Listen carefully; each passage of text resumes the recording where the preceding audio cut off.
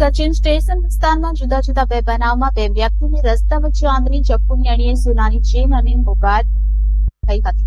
સચિન પોલીસે આ લૂંટના બનાવનો ભેદ ઉકેલી 3 મીઠા ગુનેગારોની દબોચ હોવાનું જાણવા મળ્યું છે.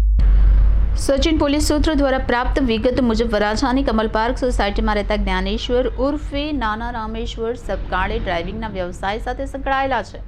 ગત 28મી જાન્યુઆરીના રોજ મધરાત્રે તેઓ સચિન સ્ટેશન પાસેના સહયોગ કોમ્પ્લેક્સ પાસેથી પસાર થઈ રહ્યા હતા ત્યારે તેમને 3 અજાણ્યાઓએ ચપ્પુ વડે હુમલો કરી ગળામાં પહેરેલી સોનાની ચેન જેની કિંમત ₹89,820ની લૂંટ કરી ભાગી છૂટ્યા હતા.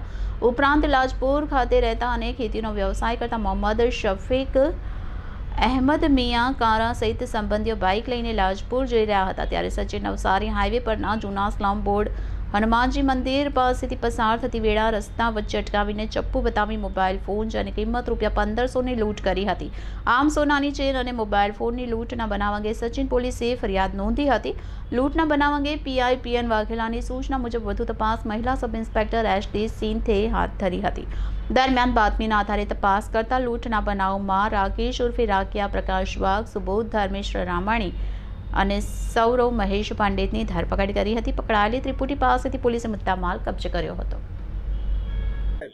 હા, તારીખ 28/1 ના રોજ જે એક અમારે ત્યાં લૂંટનો બનાવ બન્યો હતો, જે બાબતે ગઈકાલે આરોપીને અટક કરવામાં આવી છે અને ગુનાની જગ્યાનું રિકન્સ્ટ્રક્શન પણ કરવામાં આવ્યું છે અને એના પાછળના જે ગુનાહિત ઇતિહાસ છે એ જોતા ભવિષ્યમાં એના વિરુદ્ધ અટકાયતી પગલાં પણ લેવામાં આવશે.